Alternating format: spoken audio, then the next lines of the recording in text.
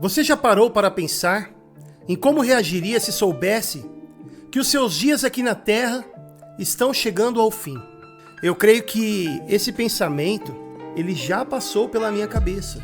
Quando a gente se depara, com vidas diagnosticadas com uma doença terminal, por exemplo. E essas pessoas doentes recebem, inclusive, um prazo de vida, se sentindo talvez como se fosse um prazo de validade. Como eu reagiria? Como você reagiria? Será que viria medo, desespero, raiva? Ou apesar das circunstâncias, conseguiríamos encontrar paz, coragem e esperança? E eu vou dizer para vocês, eu tive a experiência de estar bastante presente nos momentos finais com uma pessoa próxima. E é triste ver uma pessoa desiludida, amargurada e sem esperança. Mas será que tem que ser assim? Hoje eu quero falar com você sobre a esperança em meio ao sofrimento. A verdade é que, cedo ou tarde, todos nós enfrentamos dor, perdas, incertezas. A questão é, como atravessar esses momentos sem perder a fé? E para isso, eu quero trazer o testemunho de alguém muito especial.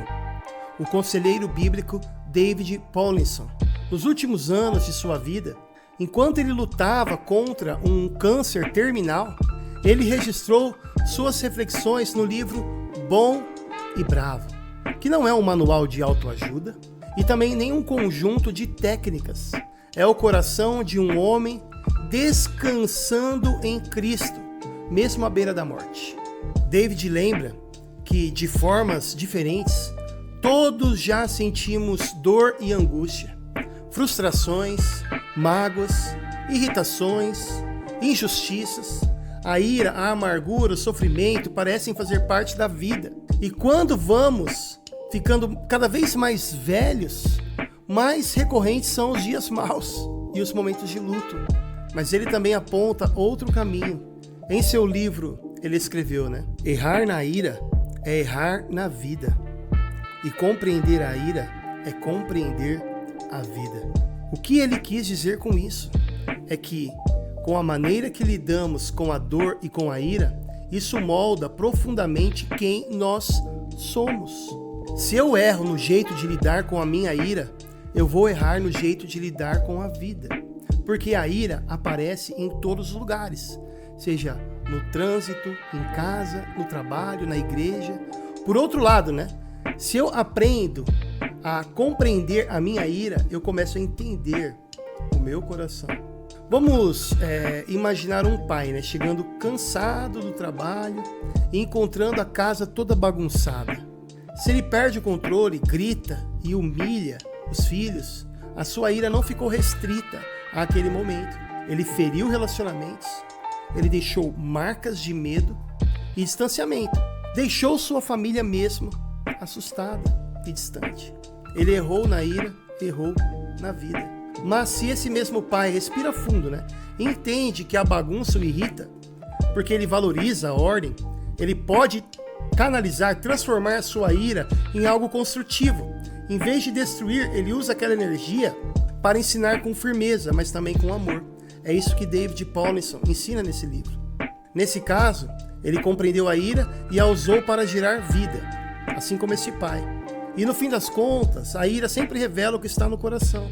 E se aprendermos a lidar com ela biblicamente, também aprenderemos a viver melhor diante de Deus e das pessoas. E o bom desse livro é que o autor, ele testemunha a respeito de suas fraquezas, seus pecados, seus momentos de ira e também a misericórdia de Deus. E o processo pedagógico do Senhor para com ele. Ele, que é um homem que trabalhou de forma pedagógica, biblicamente, com muitas pessoas ao longo do seu ministério. A Bíblia nos lembra que o sofrimento não é a palavra final. Em 2 Coríntios, capítulo 12, está escrito que o Senhor disse a Paulo: a minha graça te basta, porque o poder se aperfeiçoa na fraqueza. É nessa promessa que encontramos alívio e esperança. Quando nos sentimos fracos, é aí que descobrimos a verdadeira força. Não a nossa, mas a que vem de Cristo, é o nosso sumo sacerdote que sabe o que é padecer e assim se compadece de nós. Isso nos mostra que a dor não significa abandono, mas é uma chance de percebermos com mais clareza o cuidado de Deus. Foi essa confiança que sustentou David em seus últimos dias.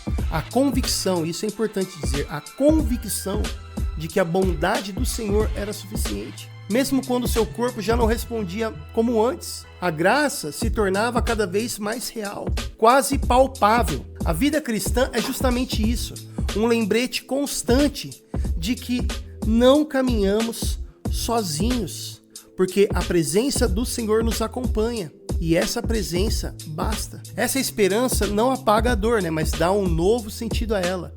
Não elimina as lágrimas, mas coloca nelas um fio de confiança. Porque sabemos que servimos a um Deus capaz de transformar fraqueza em força, trevas em luz, desespero em esperança viva, como diz Pedro. O autor vai trabalhar ao dizer que o descanso na fé não é a ausência da dor, mas a certeza de que Deus continua no controle. E vai utilizar do Salmo de número 23 ao dizer no versículo: ainda que eu ande pelo vale da sombra da morte, não temerei mal algum, porque tu, Senhor, estás comigo. Esse é o verdadeiro descanso. A confiança de que não estamos sozinhos, mesmo nos momentos mais escuros. Descansar em Deus não significa viver sem lágrimas, mas crer que há uma mão que as enxuga, uma a uma. Não significa que não vamos enfrentar batalhas, mas sim ter a segurança de que em cada uma delas há um pastor que nos guia e protege. Irmãos, é maravilhoso ler isso, né? O testemunho de um pastor que aconselhou muitos ao longo da vida, confiando no conselho da palavra e confiando no bom pastor, o pastor supremo. David, ele viveu essa realidade em seus últimos dias e ele não ignorava a dor. Ele sofreu bastante fisicamente, mas encontrava consolo na presença fiel de Cristo. E é exatamente isso que a fé faz em meio ao caos. Ela nos lembra que existe uma rocha firme. E esse descanso é o que nos permite respirar fundo, erguer a cabeça e seguir em frente, sabendo que o Senhor está conosco, sustentando cada passo. O autor vai dizer que ser bravo não significa ter um coração duro, mas sim carregar uma coragem serena que nasce da fé. É enfrentar as lutas da vida, não apoiados em nós mesmos, mas confiando que não estamos sozinhos. David, ele escreveu em O Bom e Bravo: Deus não é surpreendido pelos nossos erros, nem pelos nossos pontos cegos. Ou seja, ele vai dizer que Deus é misericordioso e não desiste de nós. E essa é uma verdade libertadora. Muitas vezes pensamos que coragem é nunca sentir medo, nunca vacilar, nunca mostrar fraqueza. Mas a bravura do cristão é diferente, é continuar andando, mesmo quando o coração está apertado. Isso nós vemos em quem? Um grande exemplo, Abraão. E sabemos que o Senhor segue ao nosso lado, assim como Abraão cria que Deus estava conduzindo. E essa coragem não nasce de dentro de nós, mas da promessa de que Deus é fiel. É confiar que Ele já venceu o mal na cruz e que nada pode nos separar do seu amor. Por isso mesmo, em meio à dor, podemos repetir com Paulo que ele disse em Romanos, como vai dizer: em todas essas coisas somos mais que vencedores por meio daquele que nos amou. A fé nos dá essa coragem, não a de fugir da realidade, mas de enfrentá-la com esperança, confiando que aguardamos uma vitória final, pois o túmulo está vazio e todo aquele que nele crê tem a vida eterna. Essa é a vitória final.